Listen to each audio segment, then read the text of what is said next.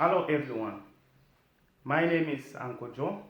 I'm back on this platform with chemistry, and under chemistry we shall be looking at extraction of iron. Now, iron is extracted in the blast furnace, but before we can go that far, we need to understand that it's not only iron whose extraction we're supposed to understand, as the syllabus stipulates. We need to understand as well as extraction of copper. We need to understand extraction of aluminium.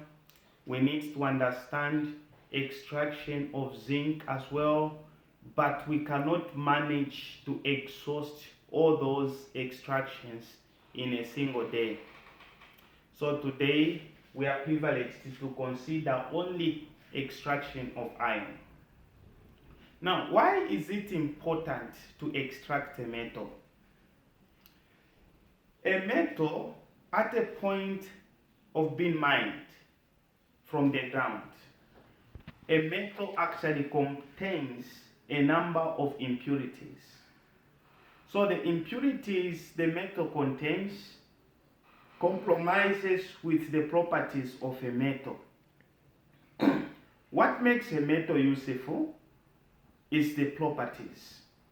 Now, if the properties are compromised in a metal, meaning the metal is going to be rendered useless. This is the reason why a metal has to be extracted, meaning a metal has to be separated with impurities so that it can exhibit its properties that enables it to be useful. This is the reason for extraction. Now, the method we are going to use to extract a metal depends on a position of a metal in the reactivity series. The metals that are very reactive, we use electrolysis for the metals that are very reactive, while as these other metals that are less reactive, we can use reduction and other processes. Now, to extract the iron, we're supposed to have in place the iron ore. We have got a lot of examples of iron ore we can give. A lot of them. But some of those iron ores, they contain less percentage of iron. That's why it is not advisable to consider those iron ore to extract the iron, because we'll only be able to produce less iron, since the percentage of iron in those ores is not that much. So we have the chief iron ores that contains a greater percentage of iron. So mostly when we talk of the chief iron ores, these includes the hematite. Hematite, chemical formula Fe2O3. We have also magnetite, chemical formula like that. So these are the chief iron ores. Okay? These are the chief iron ores, and those are their chemical formulas. What makes this iron not to be pure? It is because of the oxygen present in it. It is not only oxygen which makes it to be pure. There are other impurities that are not displayed in the chemical formula here. For example, sand is one of the impurities, and other metals makes it not to be pure. but some of the impurities are not displayed. What we can see is only oxygen. So, for us to extract the metal, we can either use hematite or magnetite. Okay, fine. This extraction, we know for the fact that it is done in the blast furnace. The reduction is done in the blast furnace. Now let's understand what happens in the blast furnace. But before we can get to understand what happens in the blast furnace, let's look at the blast furnace itself. The lining of the blast furnace, to start with, it is made out of the ionic compound. Why? Because the ionic compound has high melting and boiling point. So this lining of the blast furnace is supposed to endure the temperature. It's not supposed to melt before the extraction is done. This is the reason why. Okay? It is about 15 meters or so, and it is computer controlled. Now let's see what happens in there. The hematite has to be crushed, or even the magnetite. I don't know whichever. So we are going to have iron ore deposited on top. Before depositing the iron ore, it has to be crushed. So here we have the crushed iron ore deposited here. Others will say, but how? Obviously, we have the conveyor belt that brings the crushed hematite on top of the blast furnace, because 15 meters is not something, we can deposit. We can't have the iron ore deposited here by a person or an individual. So definitely it has to be the conveyor belt. Okay? Yeah. So here we have hematite deposited on top. Now, it's not only hematite you are going to deposit on top there. You need to deposit coke as well. So let's have a different structure for the coke. So this is the coke. Okay? We have the coke. Then after the coke is deposited again, we have to deposit the limestone. So let's have the limestone there. So we've got three different components there. We've got the first one, we deposited the hematite. It has to be crushed. And we've got the carbon and then the limestone deposited on top of the blast furnace. Now, what happens is that before you allow the mixture, okay, first the hot air needs to be blasted. The oxygen needs to be blasted. So when the hot air is blasted in here, in the blast furnace, it is going to prepare the blast furnace. It is going to make the blast furnace hot. When the blast furnace gets hot, then you are going to allow the charge to get into the blast furnace by simply opening the valve.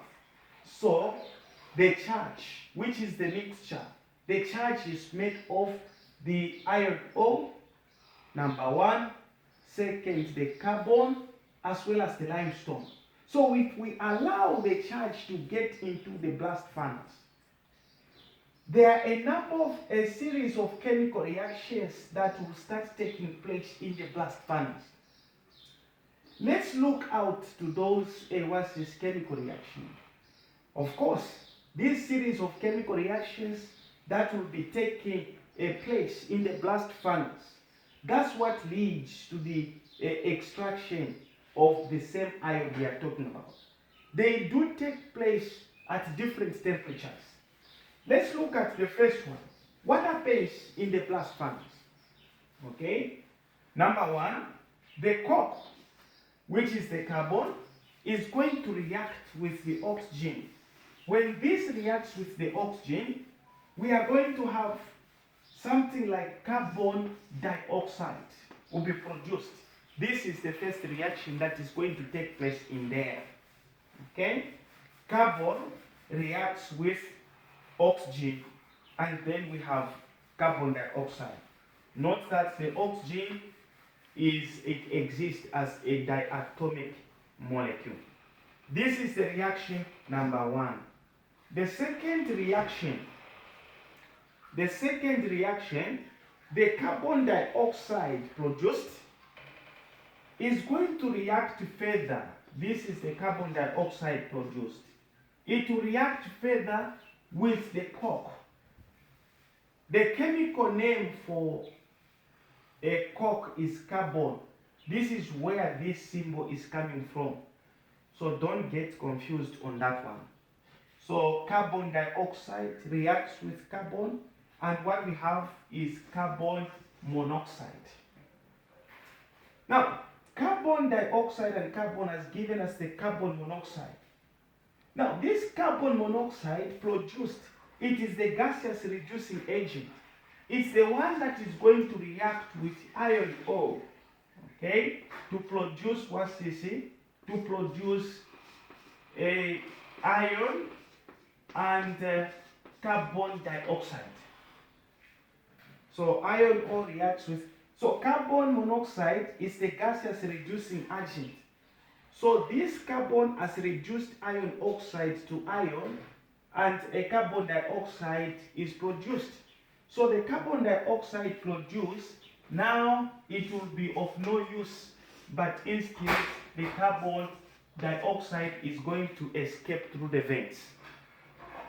This is the reaction number 3 that takes place in the blast furnace. The reaction number 4 that takes place in the same blast furnace. Here we've got the pure iron.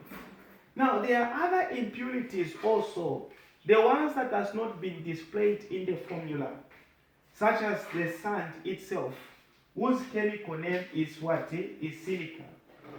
So what will happen is that the calcium carbonate, because we said that there is also limestone, which is chemically known as the calcium carbonate in there.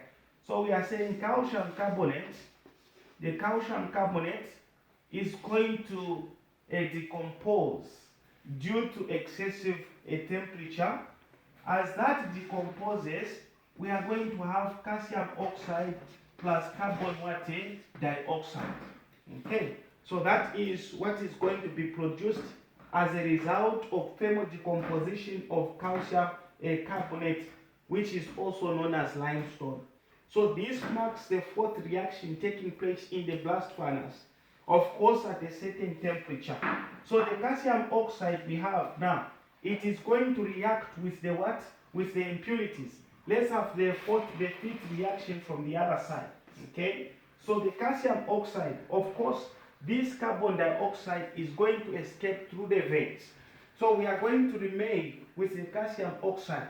Now this calcium oxide we have now, it is going to react with what's this?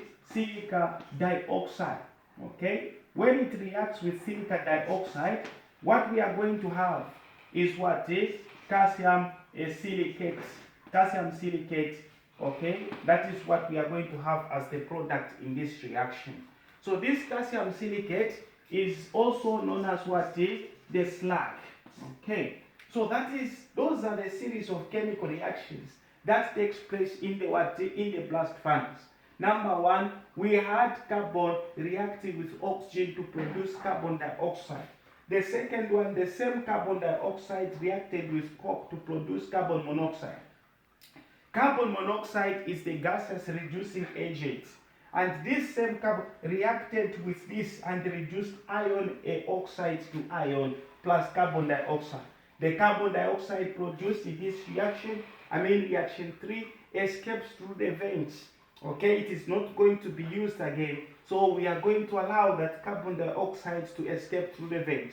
The 4th reaction now, we have the pure iron. At this stage, iron has no impurities. it stands on its own. All the impurities have been separated. So now the fourth reaction, we talked about there was the calcium carbonate in this charge. Okay, apart from the coke, we also talked about the calcium carbonate. This is the reason why calcium carbonate was added. So calcium carbonate will undergo thermal decomposition to produce calcium oxide plus carbon dioxide. Okay, so the carbon dioxide, as a product, it's a waste product because we are going to allow the carbon dioxide to be escaped through the vents. We have the calcium oxide in place, which is going to react with the impurities, that is silica dioxide. This is sand reacting with oxygen, we have silica dioxide. Like I mentioned, that there are other impurities we've not talked about in these chemical formulas, one of which is sand. So sand will react further with oxygen, and then it is going to form silica dioxide. And then this silica dioxide plus calcium oxide will give us a slag. Now what happens, we've got the slag here, and we've got now the iron. So the iron, because it is of high density, it is going to sink to the bottom. It's going to sink to the bottom, and then, talking of a slag will float on top of the iron because it has low density. So we've got two layers there. So iron will be drained from time to time, okay, from here. Okay, from time to time, a slag will be drained from that plug, okay, and then iron from time to time it will be drained from the other plug. The slag is used in so many ways. The slag is used as what is to make roads. The slag is used as a lubricant, and so on and so forth. So it is also useful. It doesn't go to waste. It is used in one way or the other. Iron also is used in so many ways, except that iron is never used as pure iron because iron is a soft metal. Mostly iron is turned into an alloy. An alloy is a mixture of two or three metals or so. So that's why we've got mild steel, that is an alloy of of iron. We've got stainless steel, that exactly is okay. So this is what happens in terms of in terms of extraction of of iron.